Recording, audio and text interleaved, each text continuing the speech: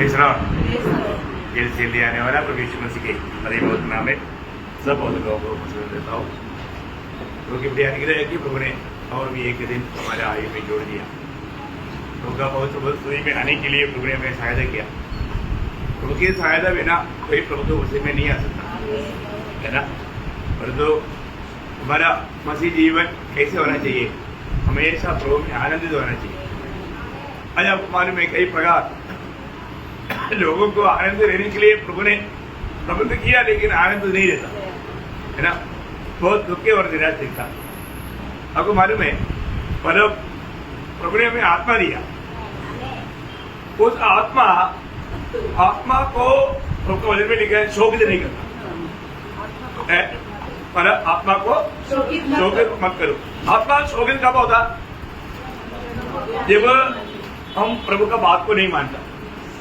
जो व्यक्ति प्रभु का बात नहीं मानता तब आत्मा शोकित होता है। बहुत भयंकर बात है। प्रभु मतलब हमें बताता है वो बात जब हम मतलब नहीं मानता तब आत्मा शोकित हो जाता। और मतलब ये एफेसियों 4:30 में लिखा, और जो थिस्सलुनीकियों 5:19 में क्या लिखा? आत्मा को ना बुझाओ। आत्मा कब बुझता है? जब हम पाप करता है। जब हम पाप करता है तब हम आत्मा को बुझाता है। तो मतलब बोलने के मतलब हम आत्मा को बुझाया या आत्मा को शोभित किया, इसका मतलब हमारा उद्धार नष्ट हो गया, ऐसा नहीं। उद्धार नष्ट नहीं हुआ, उद्धार का आनंद नष्ट हो गया। उद्धार का आनंद नष्ट हो गया। प्रियो, हम उस उद्धार के आनंद में हमेशा रहना चाहिए है ना। हमें आत्मा जो कहता है वो मानना चाहिए। आत्मा को शोकित नहीं करना चाहिए, आत्मा को नहीं बुझाना चाहिए। हमेशा आत्मा में रहने वाला अनुभव हमारे लिए कितना अच्छी बात है। तो मैं प्रभु को बहुत धन्यवाद देता हूँ। हम लोग उद्धार पाए हुए लोग हैं, स्वर्गीय आशा पाए हुए लोग हैं। आज हमारे जीवन कैसे होना चाहिए उसके बारे में हम लोग कल में आपको होमवर्क दिया। मतलब परसों हमने जो वचन ध्यान कर रहा था उसी का कंटिन्यूएशन में है। कितने लोगों ने किया मुझे मालूम नहीं, आपने किया भी होगा। तो भी आज मैं उसमें से कुछ बात मानव पवित्र आत्मा जैसे अगुवाई करेगा मैं आपको बताना चाहता हूँ। बहुत ही महत्वपूर्ण बात है। तो मानव दूसरा पत्रोस 12 अध्याय के 1 से 4 तक का वचन हमने थोड़ा सा रीडिंग में कल देखा। आज 5 वचन से 11 वचन तक हम लोग ध्यान करने जा रहा है। तो आप उसमें 5 वचन पढ़िएगा। इस कारण तुम सब प्रकार का यत्न करके बस अभी वहां पर रुकना, मतलब थोड़ा रुकते जाएगा तो अच्छा रहता। वहां पर बोलता है तुम सब प्रकार का यत्न करना है ना। सब प्रकार का यत्न करना। अभी हमारे जीवन में मसीह में आने के बाद में बड़े यत्न के साथ जीवन बिताना। यत्न मीन्स उल्लास। यत्न का अर्थ क्या है? उल्लास।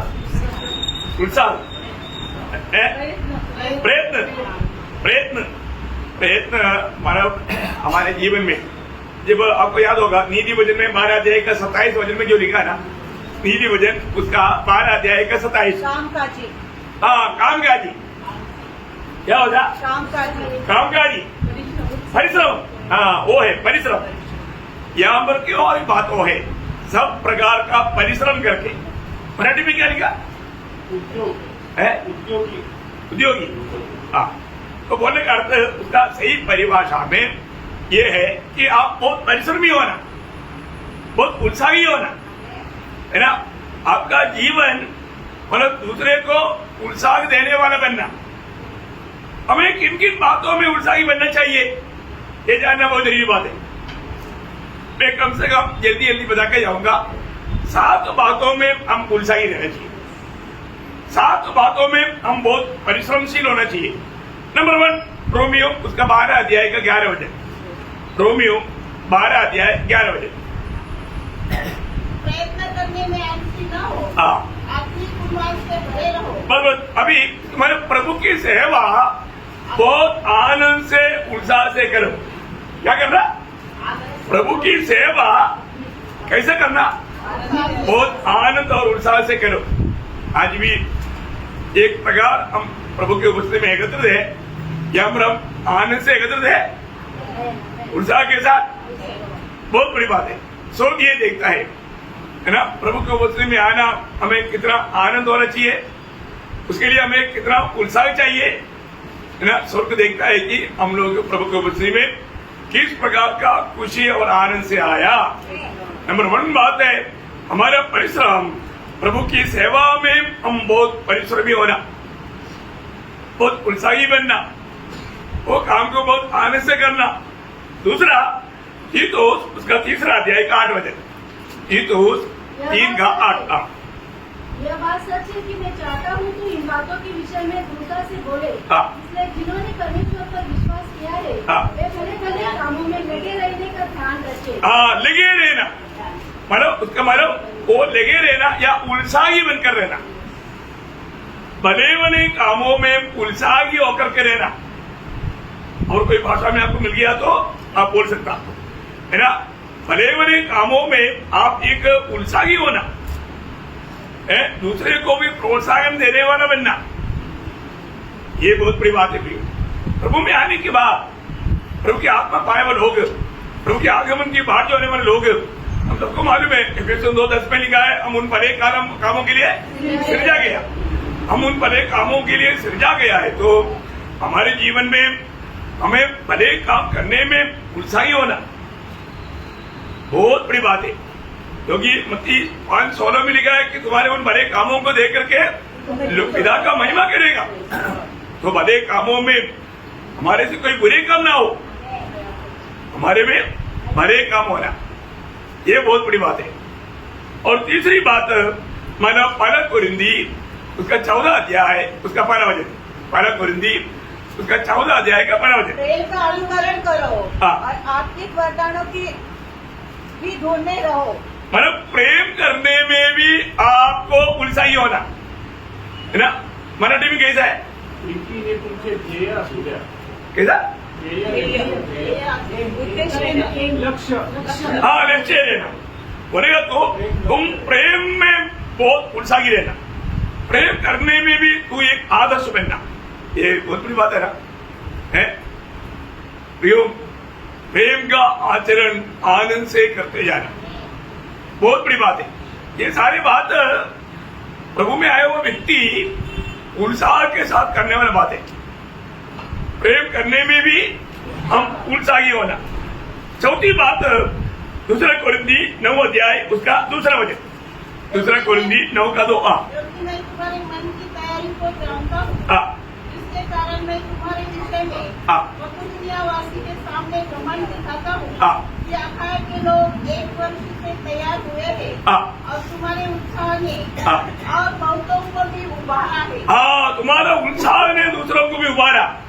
देखा बोलेगा तो प्रभु के लिए कार्य करने में, प्रभु को देने में तुम्हारा उत्साह दूसरे को उभारने लायक था। बोलने का मतलब ये बहुत बड़ा आदर्श का बात है प्रियो। प्रभु के खातिर जो हम काम करता है उसमें भी हमारा उत्साह बढ़ना है ना, उसका 7 वचन बढ़ना। कोई चैप्टर का ऐसा ही दान करे तो कुड़कुड़ के और न दबाव से, क्योंकि परमेश्वर हर्ष से देने वाले से प्रेम रखता है। हर्ष से कैसे करना, हर्ष से। ये जो भी काम है प्रियो कुड़कुड़ाते भी नहीं है ना, मतलब हर्ष से करना, खुशी से करना, प्रेम में करना। तो स्वर्ग ऐसे बातों को सम्मान करेगा। आपको मालूम है हर एक बातों में हम प्रभु का नियमों को जानना कितना जरूरी बात है, प्रभु का विधियों को जानना कितना अच्छी बात है। मैं आपको बताना चाहता हूँ ये छोटा सा जीवन में हर बात में हमें वचन के आधार में हमारे जीवन को तैयार करना कोई मुश्किल की बात नहीं प्रियो है ना। 5वीं बात इब्रानियों 6 अध्याय उसका 11 वचन, इब्रानियों 6 अध्याय का 11 वचन। और हम बहुत चाहते हैं कि तुममें से हर एक जन अंत तक पूरी आशा के लिए ऐसा ही प्रयत्न करता है। देखा ऐसा ही प्रयत्न करता रहे, आशा में तुम लोग प्रयत्न करते जाना, तुम्हारा आशा का विषय में तुम एक अच्छा आदर्श बनते जाना। उसी जीवन आशा से भरा हुआ जीवन है। जो भी नया जन्म पाया है उनको प्रभु ने जीवित आशा दिया। कैसा आशा, जीवित आशा। इसलिए उस आशा के कारण हमारे जीवन में आशा दूसरे को दिखना चाहिए। उस प्रकार का एक उत्साह प्रभु हमारे में चाहता। लोग पूछना चाहिए क्या बात है, इतना प्रतिकूल में भी तुम इतना भागते हो, इतना कष्ट तकलीफ में भी तुम प्रभु प्रभु बोल करके तुम आगे बढ़ते हो। ऐसा पूछने लायक एक आदर्शमय है ना आशा लोगों को प्रकट करने लायक एक दौड़ होना चाहिए। और इब्रानियों 12 का 14 वजह 6वीं बात सबसे मेलमिलाप रखो, उस पवित्रता की खोजी हो जिसके बिना कोई प्रभु को कदापि न देखेगा। हाँ, इसका मतलब आप पवित्रता की खोज में लगा रहना। देखा है, पवित्रता पाने के लिए खोज में लगा रहना, रोज रोज पवित्रता में सिद्धता की ओर बढ़ने के लिए उत्साही बनना, एक पवित्र जीवन के प्रति एक उत्साही बनना। मसीह जीवन, मसीह में आने के बाद में ठंडा नहीं पड़ना, कभी भी ठंडा नहीं होने देना, है ना। ये दुनिया की अवस्था हमें ठंडा बनाने के लिए, हमारा उत्साह को बुझाने के लिए बहुत प्रयास करेगा, लेकिन देखा अभी मतलब कल भी प्रतिकूल आया और उन लोग गया, आज भी प्रतिकूल आया बोल करके हम प्रभु का सेवा छोड़ देगा? नहीं, प्रतिकूल का बीच में भी हम प्रभु का काम करते जाएगा। जब तक प्रभु नहीं आता तब तक हम प्रभु का सुगंध को फैलाते जाएगा।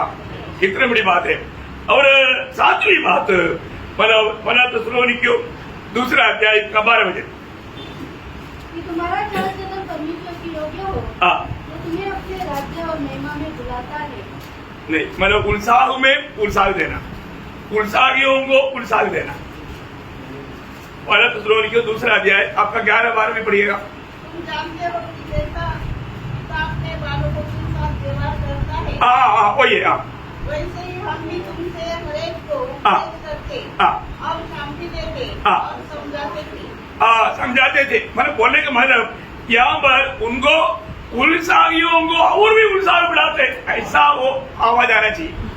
परंतु अभी आप लोगों का परिभाषा में इतना नहीं आया।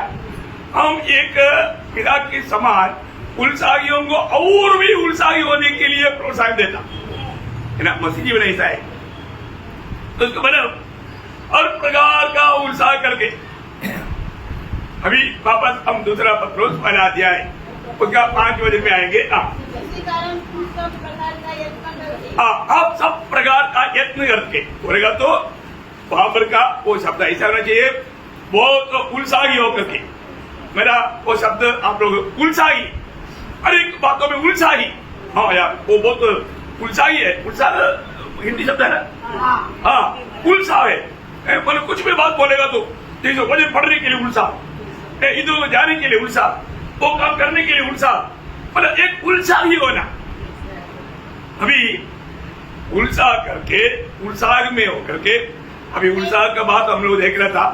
ये उत्साह में सबसे पहला बात क्या है आप बताओ? अपने विश्वास पर सद्बुद्धि। देखा, देखिए अभी यहाँ पर उसका शुरुआत का बात है विश्वास।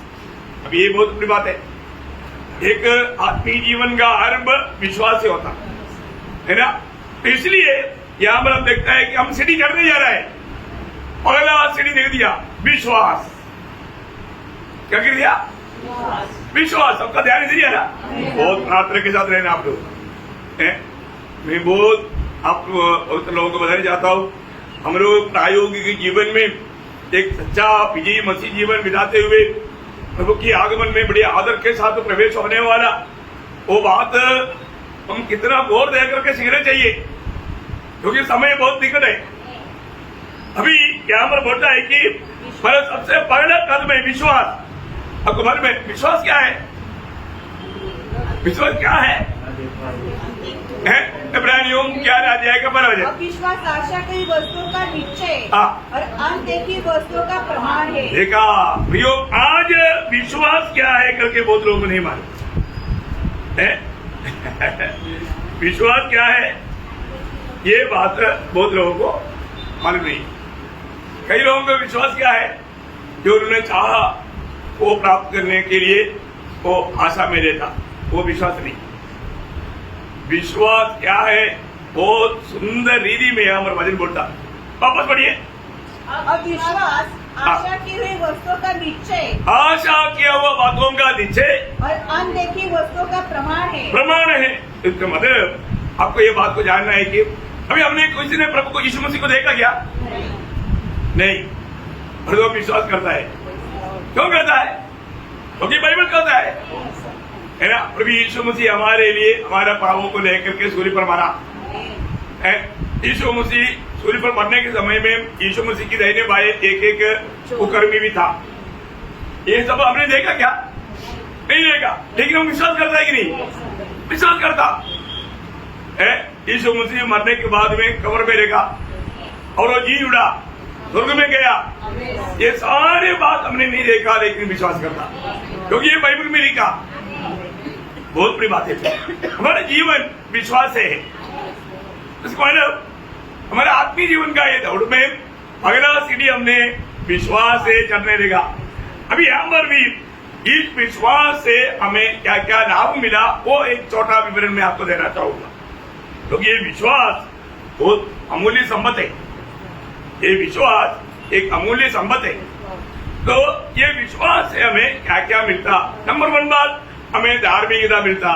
विश्वास बिना हम धर्मी नहीं बन सकता, है ना। विश्वास, जब रोमियो 5 अध्याय का पहला वचन, अतः जब हम विश्वास से धर्मी ठहरे, देखा, विश्वास से हम धर्मी ठहरा।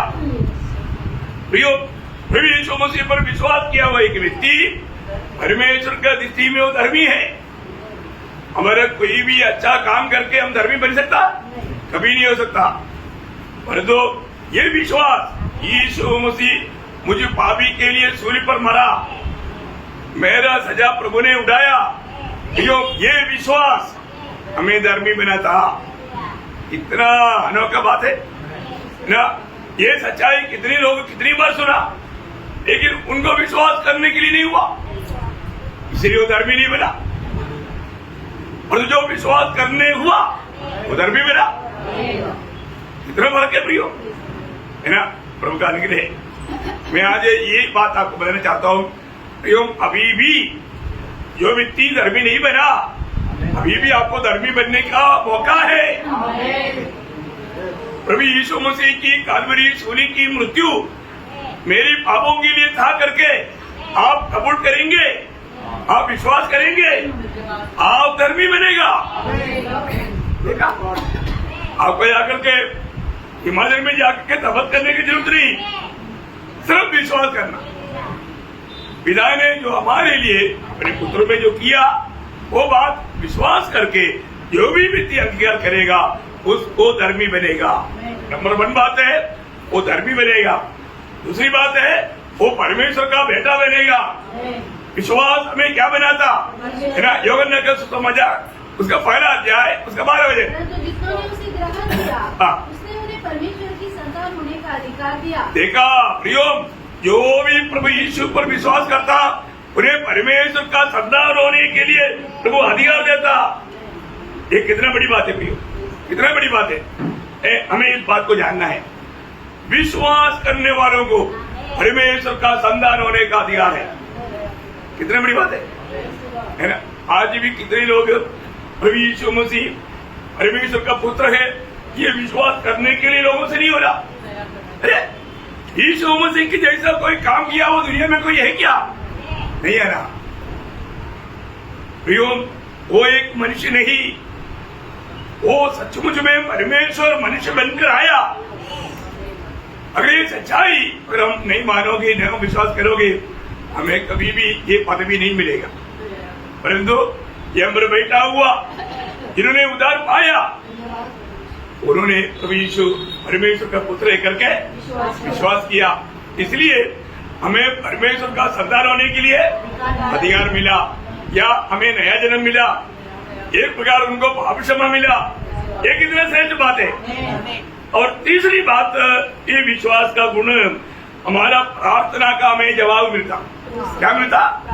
प्रार्थना का जवाब। प्रियो, आप प्रभु में ना होते हुए, ये विश्वास ना रखते हुए कितना भी प्रार्थना करेगा तो भी कोई फायदा नहीं। है ना। मत्ती उसका 21 अध्याय के 22 हो जाए। मत्ती और जो कुछ तुम प्रार्थना में विश्वास से मांगोगे वो सब तुमको मिलेगा। देखा, वो सब तुम्हें मिलेगा। वो कितना अनोखा शब्द है प्रियो। मैं आपको बताना चाहता हूँ, हम विश्वास से मांगता है। एक प्रभु का बेटा पिता से विश्वास से मांगेगा, वो सब उसको मिलेगा, मिलेगा, है ना। ये कितना अनोखा बात है। हम लोग विश्वास के साथ मांगना। तो अगर हमें प्रभु से अपना प्रार्थना का उत्तर पाना है तो क्या चाहिए? विश्वास चाहिए, विश्वास चाहिए प्रियो, है ना। आज लोग ये विश्वास ना करने से, हर एक बातों में विश्वास आधार है, इसलिए पहला सीढ़ी विश्वास है ना। चारों बात यही विश्वास है हमें प्रभु का विश्राम में प्रवेश कराता। इब्रानियों 4 अध्याय का 3 वचन, चारों बात। जिन्होंने विश्वास किया है विश्राम में प्रवेश करते हैं। देखा, जो विश्वास किया वो विश्राम में प्रवेश किया। कितना अनोखी बात है। आज प्रभु ने हमें उस विश्राम में प्रवेश कराया। प्रभु यीशु मसीह के द्वारा मिलने वाला वो विश्राम। प्रभु ने बोला, हे परिश्रम करने वालों, बोझ से दबे लोगों, मेरे पास आओ, मैं तुझे विश्राम दूंगा। विश्राम पाया कि नहीं? जो सच्चा दिल से बोलो विश्राम पाया बोलो, प्रभु से करो। ओ सच में प्रियो, हमें मिला हुआ ये विश्राम दुनिया में किसी के पास नहीं। हमें मिला हुआ ये शांति दुनिया में किसी के पास नहीं। हमें मिला हुआ आशा ये दुनिया में किसी के पास नहीं। हमें मिला हुआ आनंद ये दुनिया में किसी के पास नहीं। कितना बड़ी बात है प्रियो, तुल्य बात है प्रभु ने हमें दिया। कैसे दिया? विश्वास के द्वारा। देखा, एक ही आधार वो विश्वास है ना। और 5वीं बात, विश्वास करने वालों को अनंत जीवन मिलता। किसको मिलता? विश्वास करने वालों को अनंत जीवन। यूहन्ना 3:16। क्योंकि परमेश्वर ने जगत में ऐसा प्रेम रखा कि उसने अपना एकलौता पुत्र दे दिया, ताकि जो कोई उस पर विश्वास करे वह नष्ट न हो परंतु अनंत जीवन पाए। देखा प्रियो, जो भी विश्वास किया अनंत जीवन पाएगा, है ना। प्रभु ने हमें अनंत जीवन दिया। उसका 36 हो जाए, 3 का 36। जो पुत्र पर विश्वास करता है अनंत जीवन उसका है। बस बस प्रियो, जो भी पुत्र पर विश्वास किया अनंत जीवन प्रभु आपको दान दे रहा है। फिर भी विश्वास करके आप बढ़ाकर स्वीकारने के लिए तैयार नहीं है तो आपका दिल कितना कठोर है प्रियो, है। आपको समझ में रहे, बहुत प्रार्थना के साथ रहना है। आज भी जिसका उद्धार नहीं हुआ, जिसको अनंत जीवन नहीं मिला, उनको अनंत जीवन ले करके प्रभु आपको दे रहा है। फिर भी वो हाथ बढ़ाकर लेने के लिए आप तैयार नहीं। कितना दुख की बात है। कितना हजारों बार आप ये सुसमाचार सुनता है प्रियो, पर जो आपने विश्वास से वो नहीं स्वीकारेगा तो आपको अनुभव नहीं मिलेगा। ये अनुभव पाकर जीना कितने जरूरी बात है ना। उसका 20 अध्याय का यूहन्ना 20 अध्याय का 31 हो गए। लॉर्ड परंतु ये इसलिए लिखे गए हैं कि तुम विश्वास करो कि मसीह ही यीशु ही परमेश्वर का पुत्र मसीह है और विश्वास करके उसके नाम से जीवन पाओ। देखा, विश्वास करके यीशु मसीह के नाम है जीवन पाओ। इतनी बड़ी बात है। प्रभु का वचन है प्रियो, सत्य वचन है ना। ये सत्य वचन को भी आप विश्वास नहीं करता, फिर आप किस बात को विश्वास करेगा? झूठ बात है ना। सत्य वचन को जो विश्वास नहीं करेगा फिर वो किसको विश्वास करेगा? झूठ को। झूठ सुनने के लिए इधर क्यों आता? तेरा एवं लोग प्रभु का सत्य वचन पर विश्वास करते हैं। इतनी बड़ी बात है। तो पहली बात, तुम सारे परिश्रम करके विश्वास में बना रहना, सारे परिश्रम करके है। और 6वीं बात, विश्वास की 6वीं बात, मतलब विश्वास से ही उधार है ना। प्रेरितों का 16 अध्याय 31 हो जाए। तो तू और तेरा घराना उधार पाएगा। देखा, तुझे उधार पाने के लिए सिर्फ क्या करना? प्रभु यीशु पर विश्वास कर। किसी पर विश्वास करने से नहीं मिलेगा, है ना। हमारे भारतीय लोगों का एक खूबी क्या है, वो बोलता है जहां पर भी देखा गया तो वहां पर सब प्रभु है। ये नहीं है प्रियो। पत्थर में भी है, पत्ते में भी है, पेड़ में भी है, चूहा में भी है, सांप में भी है, ऐसे क्या? नहीं नहीं नहीं, ये सब झूठ बातें हैं। हमें प्रभु यीशु पर विश्वास करेगा तो उसको उद्धार है, ये बहुत बड़ी बात है, क्योंकि वो हमें उद्धार करने वाला नाम है। उस नाम से हमें पाप क्षमा है, उस पाप से हमें मुक्ति है। तो ये सच्चाई विश्वास करने के लिए भी आपको दिक्कत है, तो फिर आप कैसे बेचेगा? है प्रियो, प्रभु यीशु मसीह दुनिया में हम पापियों के लिए आया और हमारा पाप का मजदूरी अपने ऊपर लिया और वो हमारे लिए मर गया। ये बात विश्वास करने में आपको दिक्कत है? दिक्कत है? कितना दुखदायी बात है?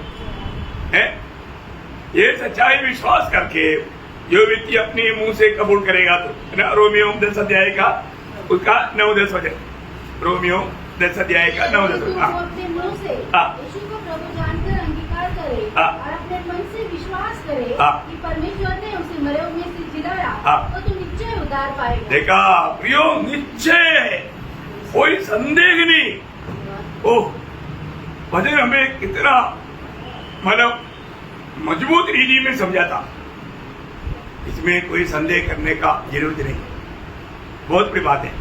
तो विश्वास हमारा उद्धार करता। आखिरी 7वीं बात, विश्वास से ही प्रभु को प्रसन्न कर सकता है ना। मतलब प्रेरितों 11 अध्याय का 6 वचन, सॉरी इब्रानियों 11 अध्याय का 6 वचन। और विश्वास बिना उसे प्रसन्न करना अनहोना है। प्रियो, विश्वास बिना प्रभु को प्रसन्न करना असंभव है, अनहोना है। ओह, कितने सत्य बात है प्रियो, है? आपको मालूम है, आदम का 2 बेटा प्रभु को प्रसन्न करने के लिए भेड़ लेकर गया। उन्होंने अच्छा से लेकर गया, क्योंकि कहीं नहीं किसान था। उन्होंने खेती से अच्छा फल लेकर गया। हमें भेड़ बकरियों में चलाता था, उन्होंने अच्छा एक मेमने को लेकर गया। लेकिन वहां पर हम देखता है परमेश्वर हाबिल और उसका भेड़ को ग्रहण किया, काइन को और उसका भेड़ को ग्रहण नहीं किया। कारण क्या है? एक ही कारण है, कोई भेड़ खराब तो हो नहीं, काइन विश्वास से नहीं आया, काइन विश्वास से नहीं आया, हाबिल विश्वास से आया। देखा वो इब्रानियों में लिखा, इब्रानियों के 11 अध्याय का 4 वचन। विश्वास इनके हाबिल ने कैन से उत्तम बलिदान, देखा, विश्वास से हाबिल ने काइन से उत्तम बलिदान परमेश्वर के लिए चढ़ाया और उसी के द्वारा उसके धर्मी होने की गवाही दी गई। देखा प्रियो, बहुत बड़ी बात है कि हाबिल की बलि में, हाबिल में प्रभु प्रसन्न हुआ, क्योंकि वो विश्वास से आया। आज कितने लोग यहाँ पर विश्वास से आया, विश्वास से आया? यहाँ पर आप कैसे आया? आपका क्या विश्वास है? Praise the Lord. प्रियो, प्रभु की उपस्थिति में आने वाला पहली बात विश्वास से आना चाहिए। दूसरी बात, जो भी प्रभु के वचन सुनता है उसको जीवन में मानना चाहिए। हम नहीं मानेगा तो अब यहाँ पर आया प्रभु को दुख देने के लिए, क्योंकि ये वाणी प्रभु का वाणी है। ये प्रभु के वचन को सुन करके हमें अमल करना है। अगर अमल नहीं करता तो भी वो भी एक दुखदायी बात है। विश्वास से आना, प्रभु आज भी मैं तेरा गुलाम तेरी उपस्थिति में हूं, तो मुझसे बोलना। सच्चा दिल की प्रार्थना के साथ अगर आप प्रभु के उपस्थिति में बैठेगा, क्योंकि आपको सबको मालूम है रोमियो 14:23 में लिखा है, जो विश्वास से नहीं होता सब पाप है, सब पाप है। इसका मतलब जो लोग विश्वास से आकर के प्रभु का वचन सुनेगा, वो वचन सुनने के द्वारा उनको इतना बड़ा लाभ मिलेगा जो स्वर्ग को प्रसन्न हो जाएगा। लेकिन आपने सुना, बात नहीं माना, तो आपको इतना नुकसान हो जाएगा, आप भी दुखी रहेगा। है कितना बड़ा नुकसान, आप सोचो। उसका मतलब विश्वास, पहला कदम, सब प्रकार की परिश्रम करके, सब प्रकार की यत्न करके तुम्हारा विश्वास, पहला स्टेप विश्वास। ओके। और दूसरा स्टेप क्या है? हाँ, विश्वास के साथ सब प्रकार के यत्न करके सद्गुण।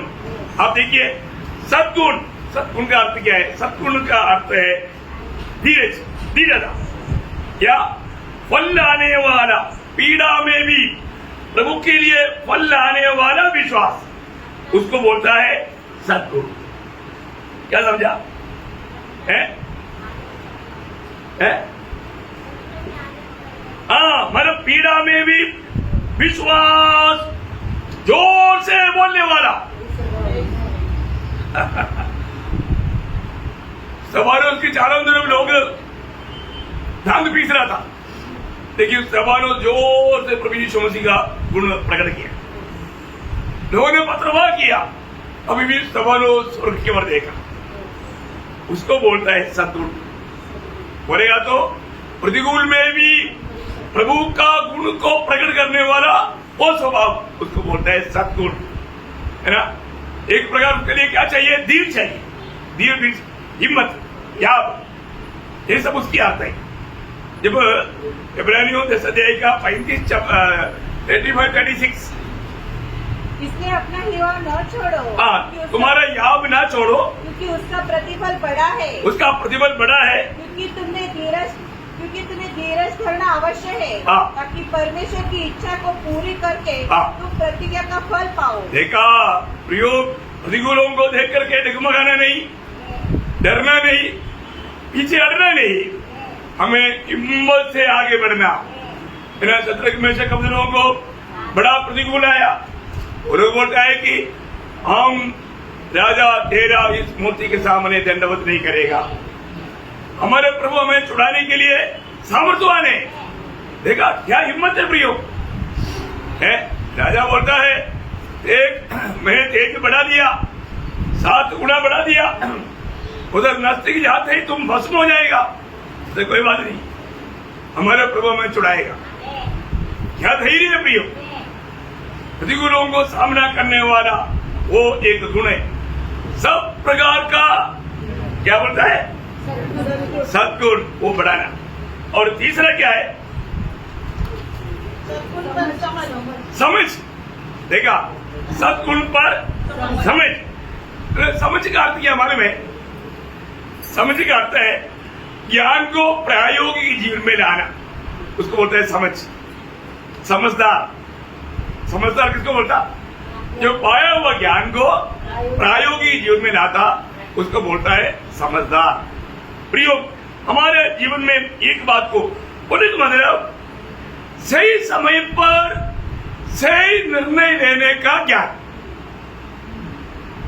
सही समय पर सही निर्णय लेने का ज्ञान, उसको बोलते हैं समझ। कई लोग बोलते हैं ना बेवकूफ है, समझ नहीं बोलते ना, क्योंकि गलत निर्णय लिया, बड़ा नुकसान उड़ाया है। समझ का कई अर्थ है। एक अर्थ है समझ का हमारा एक्सपीरियंस द्वारा मिलने वाला ज्ञान, मतलब ऑन ग्राउंड में परिचित ज्ञान, अनुभव का ज्ञान। दूसरा समझ का ये भी एक अर्थ है परमेश्वर का ज्ञान, उसको भी समझ बोलना। ऐसा कई अर्थ है, तो ये अर्थ जानना, मतलब हमारे जीवन में मतलब प्रभु ने हमें दिया हुआ ज्ञान, उसको सही रीति में इस्तेमाल करना, उसको बोलता है समझदार बनकर रहना। लोग समझदार बनकर रहना। ओके, चौथी बात, 4वां बात, देखिए संयम क्या है? संयम बोलेगा तो कब्जा में लाना, कंट्रोल करना, अधीन करना, कब्जा में लाना, या आत्मा का नियंत्रण में होना। मेरा भाषा आपको समझ में आ रहा है ना? कंट्रोल में लाना, ये आत्मा का एक बल है, इंद्रिय दमन। आत्मा का बल में आखिरी में बोलता है ना इंद्रिय दमन है, मतलब गलातियों 5 अध्याय उसका 23 वचन।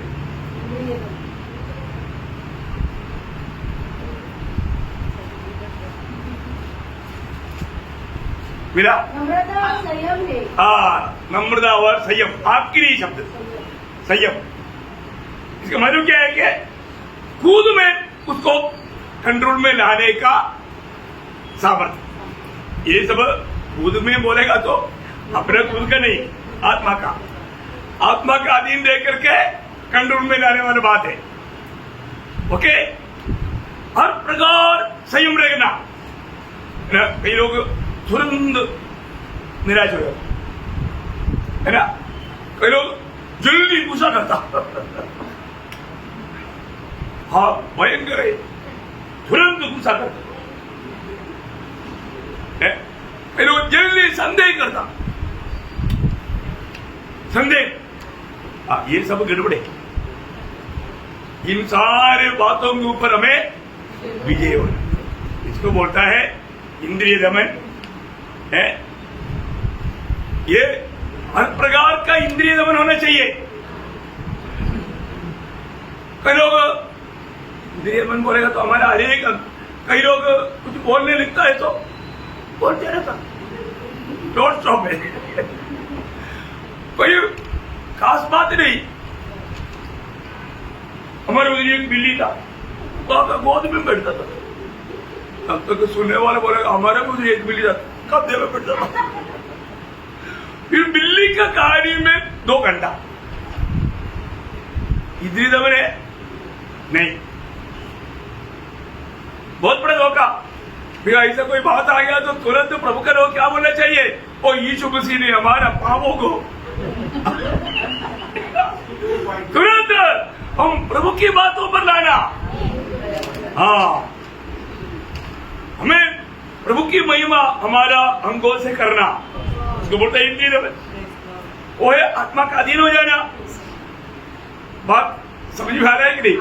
हाँ, आपको समझ में आता है क्योंकि आप आत्मा में, आत्मा में रहने वालों को सब समझेगा। ओके, 5वीं बात, धीरज। धीरज, धीरज इसका मतलब क्या है कि धीरज का अर्थ मालूम है आपको, है ना? बड़े क्षमा के साथ आगे बढ़ने वाला अनुभव। धीरज किसको बोलता? बड़े क्षमा के साथ, मतलब हर एक बात सहते हुए आगे बढ़ने वाला अनुभव को बोलता है धीरज। धीरज नहीं छोड़ना, धीरज है नहीं छोड़ना, बढ़ते जाओ, बढ़ते जाओ, रुकना नहीं। देखा, धीरज है, एक डांटेगा तो हो कटी, फिर मंडली को नहीं आएगा, ऐसे क्या? नहीं नहीं नहीं, धीरज रखो प्रियो, धीरज रखना। मेरी इच्छा के अनुसार नहीं, प्रभु तेरी इच्छा के अनुसार। धीरे से सहते रहेगा तो हम क्या पाएगा? मुकुट पाएगा। है हमारा धीरज नहीं छोड़ना, बहुत बड़ी बात है। धीरज ये बहुत हमारा जीवन में, हमारा क्षमा के साथ हमारे लक्ष्य की ओर बढ़ना, क्षमा के साथ अपना लक्ष्य की ओर बढ़ना, उसको बोलता है प्रियो धीरज, है ना? यीशु मसीह धीरज बनता है ना, है? यीशु मसीह धीरज बनता है ना? हम आज बहुत अपना प्राण खोएगा क्योंकि धीरज नहीं, है ना? जब लूका 21 का 19 अध्याय, लूका 21 अध्याय का 19 अध्याय, देखा अभी अपना धीरज नहीं है तो प्राण को खो बैठेगा, प्राण को खो बैठेगा। प्रियो अपने धीरज से अपना प्राण को जीतेगा, है ना?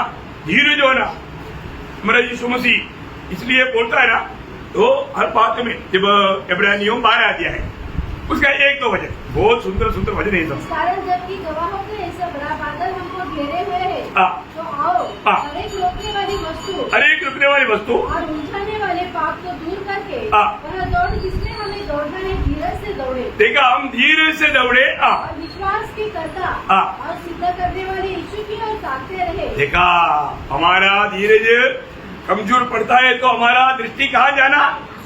प्रभु यीशु मसीह की ओर। यीशु मसीह की ओर दृष्टि जाएगा तो हमारा धीरज अगर कमजोर हुआ है तो भी एकदम सामर्थ्य मिलेगा। और आगे इसने उस आनंद के लिए हाँ। जो उसके आगे धरा था हाँ। लज्जा की कुछ चिंता न करके हाँ। क्रूस का दुख सहा हाँ। और परमेश्वर के सिंहासन की दाहिनी ओर जा बैठा। हाँ प्रियो, हमारे जीवन में कभी भी हमारा धीरज नहीं छोड़ना, क्योंकि प्रभु ने हमें बहुत बड़े बड़े इनाम पाने के लिए बुलाया, स्वर्ग में बुलाया है ना।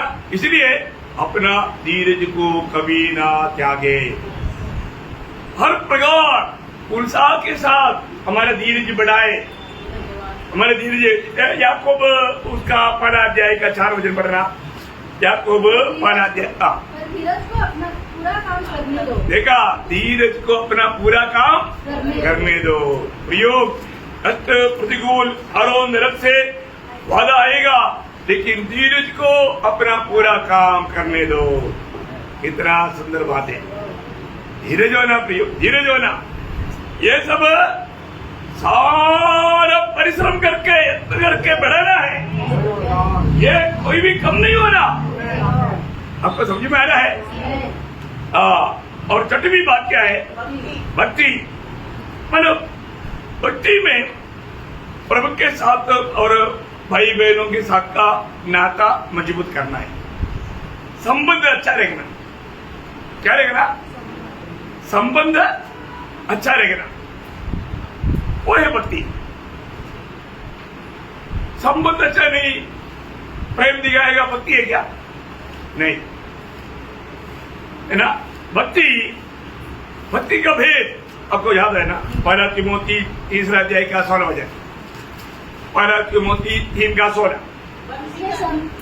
संदेह नहीं कि भक्ति का भेद गंभीर है, अर्थात वह जो शरीर में प्रकट हुआ, आत्मा में धर्मी ठहरा, सर्वदूतों को दिखाई दिया, अन्य जातियों में उसका प्रचार हुआ, जगत में उस पर विश्वास किया गया और वैभव में ऊपर उठाया गया। किसके बारे में बोलता?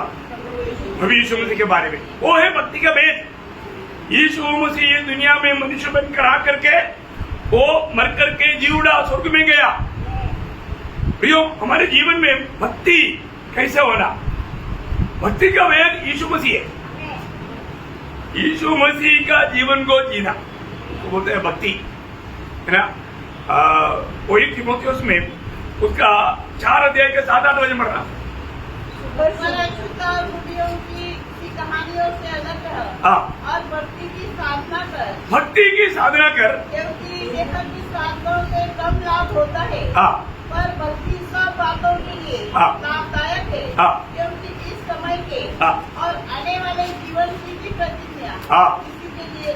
देखा, अगर सच्चा भक्ति करता है तो दुनिया का भक्ति सिर्फ दुनिया के लिए लाभ है, और जो प्रभु का जो भक्ति है वो अनंत काल के लिए है। अनंत काल की लाभ मिलने वाला वो भक्ति है ना। बहुत सुंदर बात है। हमारे जीवन में आज हमारा भक्ति किस प्रकार है? स्वर्ग चाहने वाला प्रेम करने लायक भक्ति है क्या? उस भक्ति के एक भाग है उसी तीमुथियुस 2 अध्याय, 1 तीमुथियुस 2 अध्याय के 1-2 वचन। अब मैं सबसे पहले यह आग्रह करता हूँ कि विनती और प्रार्थना और निवेदन और धन्यवाद सब मनुष्य के लिए किए जाए, सब मनुष्य के लिए किए जाए, राजाओं और सब ऊंचे पद वालों के निमित्त, इसलिए कि हम विश्राम और प्रेम के साथ सारी भक्ति और गंभीरता से जीवन बिताए। देखा, सारी भक्ति से। अभी आपको मालूम है दुनिया में एकमात्र ग्रंथ है जो कि पहले अधिकारी वर्गों के लिए प्रार्थना सिखाता है, प्रार्थना करने के लिए बताता है। बाकी कोई ग्रंथ में ये बात नहीं मिलेगी। बाइबल सिखाता है। आप लोग प्रार्थना करता है कि नहीं? हाँ, मैं तो रोज हमारे सारे अधिकारी वर्गों के लिए, है ना, मुर्मू से लेकर के नरेंद्र मोदी से लेकर के फडणवीस से लेकर के सबके लिए प्रार्थना करना हमारा काम है। हम प्रार्थना नहीं करेगा तो इनका दिमाग खराब हो जाएगा। समझ में आया? उनको सही रीति में राज करने का बुद्धि कौन देता? प्रभु देता। कब देता? प्रार्थना करने वाले भक्तों को प्रार्थना के द्वारा। क्या समझा? विश्वास करता है क्या? सच्ची बात है, ये है सच्चा भक्त का काम। प्रयोग आज हमारा व्यक्ति कैसा है ना, उसका 6 अध्याय, कोई पाला तिमोथी 6 अध्याय का 3 से 6 पढ़ लिएगा।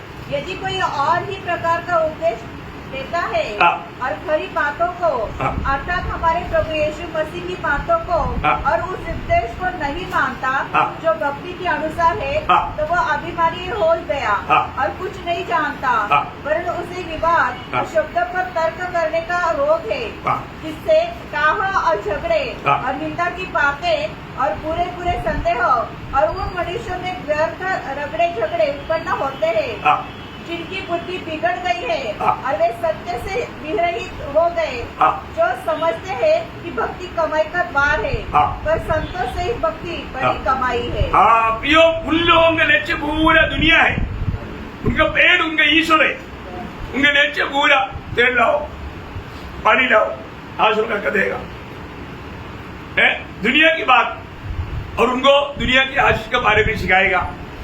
आनंद जीवन की बातें नहीं बोलेगा, स्वर्ग की बात नहीं बोलेगा, प्रभु यीशु मसीह की बात नहीं बोलेगा। उनका प्रचार में शायद प्रभु यीशु मसीह का एक शब्द तक बहुत कम आता, इतना दुखदायी बात है प्रियो। हमें रोज सच्चा भक्त एक ही भक्त है, वो यीशु मसीह, उसके कदमों पर कदम मिलाकर चलने वाले जीवन है। कितना धन्यवाद है। तो भक्ति को बढ़ाना, और आखिरी क्या है, आखिरी बात भाईचारा का प्रीति। ओ प्रियो, भाईचारा का प्रीति बढ़ाते जाओ, है मतलब इसका मतलब भाईचारा का प्रीति क्या है? भाईचारा का प्रीति का है अपने सहविश्वासियों के साथ आपस में प्रेम में रहना, भाईचारा का प्रीति। सगे विश्वासियों के साथ प्रेम है कि नहीं? अरे तो रोज का अभ्यास है ना, ये बढ़ना, हमें अपनी भाई बहन से मिलने के लिए तरफ बढ़ना, बढ़ता ही नहीं।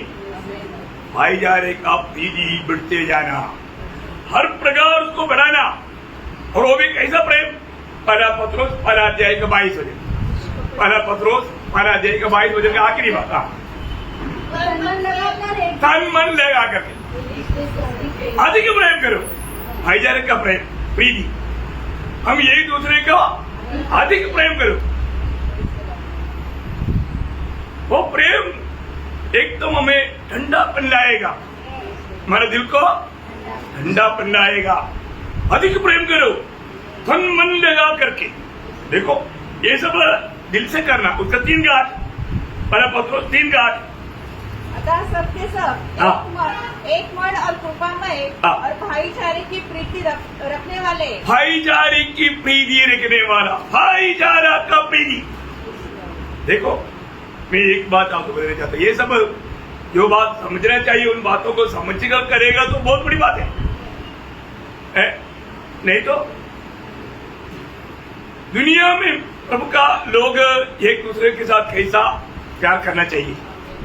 16 भजन संगीता का 3रा वचन में दावीद गाता है, 16 भजन संगीता का 3रा वचन, पृथ्वी पर जो पवित्र लोग हैं वे ही आदर के योग्य है, और उन्हीं से मैं प्रसन्न रहता हूं। देखा प्रियो, बोलने का अर्थ हमारा इस दुनिया में सबसे हमारा आनंद कौन है? प्रभु का पवित्र लोग है।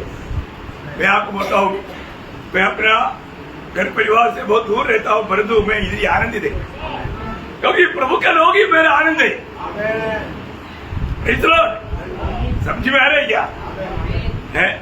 आप देखो इतना खुशी की बात है प्रियो, क्योंकि ये बात को, ये अनुभव को सही रीति में वचन के द्वारा अनुभव में ला करके जीना बहुत बड़ी बात है। अभी मैं एक तो वचन पढ़ाऊंगा ना, बहुत ध्यान से पढ़ना।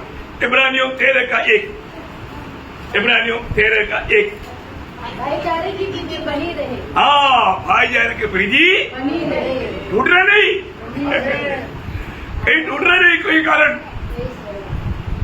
तोड़ने की विरोधी कोशिश करेगा लेकिन टूटने नहीं देना, है ना? रोमियो उसका 12 अध्याय का 10 वचन, भाईचारे की प्रेम से एक दूसरे से स्नेह रखो। हाँ, भाईचारे की प्रेम से एक दूसरे से स्नेह रखो। हाँ, एक दूसरे से प्रीति रखो, स्नेह रखो। क्या प्रयोग है प्रियो, है ना।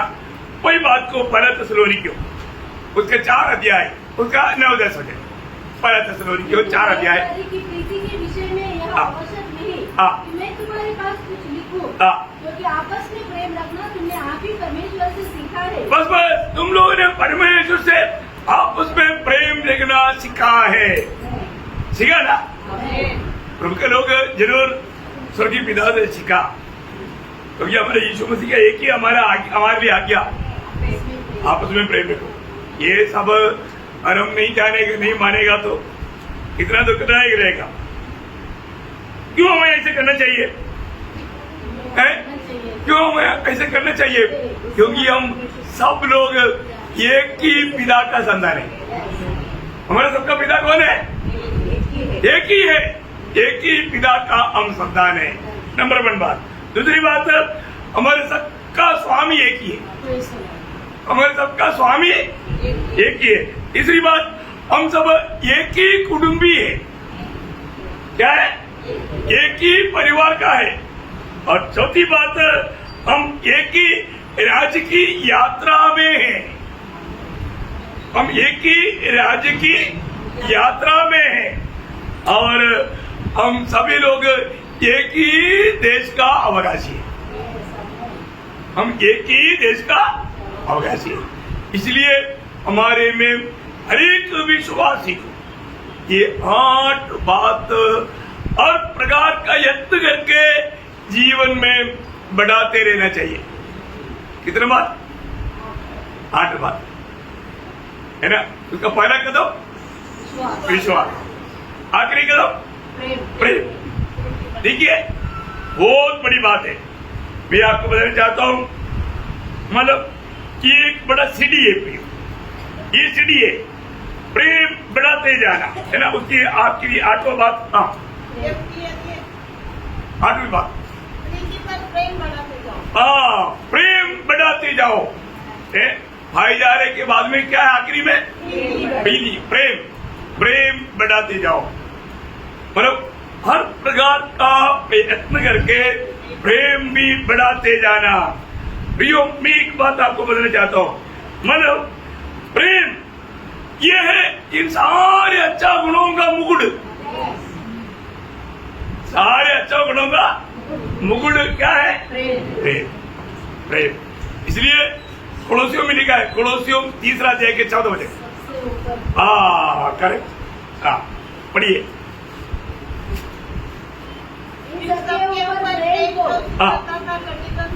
प्रेम को सिद्धता का कटिबंध है, बांध लो।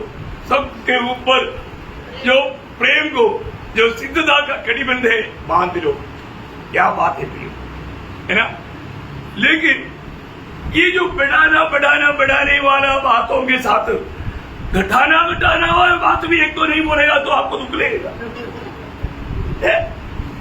कुछ बात हमें घटाना है, बढ़ाने वाला बात सुना। अभी 8 बात सुना ना, समझा कि नहीं? कान तक समझा क्या मालूम, प्रभु की आत्मा में रहेगा तो समझेगा। और जो कुछ बात घटाना भी है, क्योंकि रहेगा तो हमारा बढ़ोतरी के लिए रुकावट आएगा, है ना। वो 1-2 बात जल्दी, है ना। पहला पत्र 2 अध्याय का 1 बजे।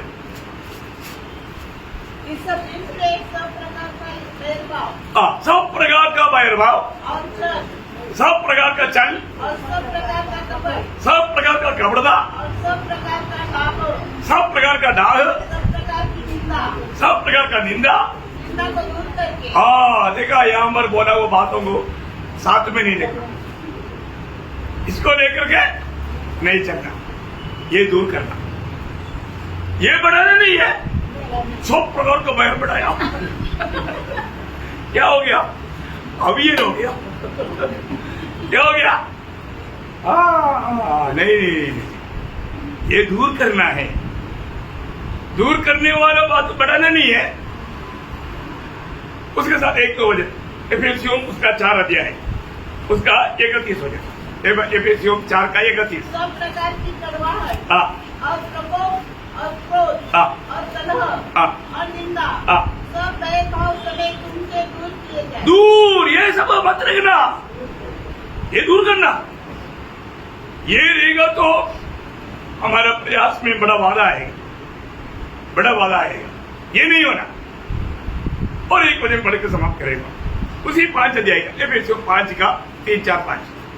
जैसा पवित्र लोगों के योग्य है हाँ वैसा तुमने व्यभिचार हाँ और किसी प्रकार के अशुद्ध काम हाँ या लोभ की चर्चा न हो हाँ और न निर्लज्जता, हाँ न मूर्खता की बात की, हाँ न ठट्ठे की, हाँ क्योंकि ये बातें शोभा नहीं देती, हाँ वरन धन्यवाद ही सुनाए जाए। हाँ क्योंकि तुम यह जानते हो हाँ कि किसी व्यभिचारी या अशुद्ध जन हाँ या लोभी मनुष्य हाँ जो मूर्ति पूजा के बराबर है हाँ मसीह और परमेश्वर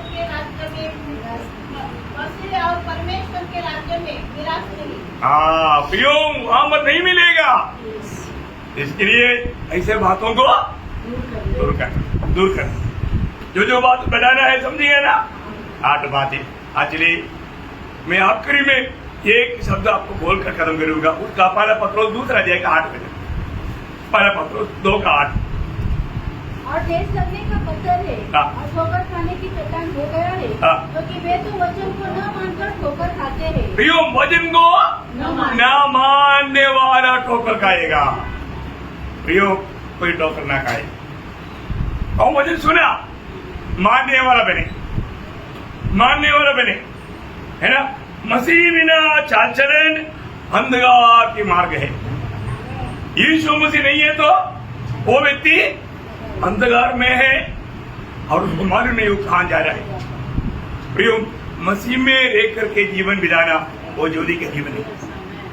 इसलिए किसी प्रकार भी ठोकर ना खाते हुए, कोई बाकी मिसाल जो मैं बोलने के लिए टाइम नहीं होने के कारण मैं यहाँ पर आपको समाप्त करना चाहूंगा। लेकिन एक बात याद रखना प्रियो, आपने जो भजन सुना ना, बहुत हमारे आत्मीय जीवन की जो बता ऐसे स्वर्ग में स्वाद किया जाने वाला अनुभव की बहुत गहरा बातें आपने सुना। ये जीवन को फर्क ना पियो।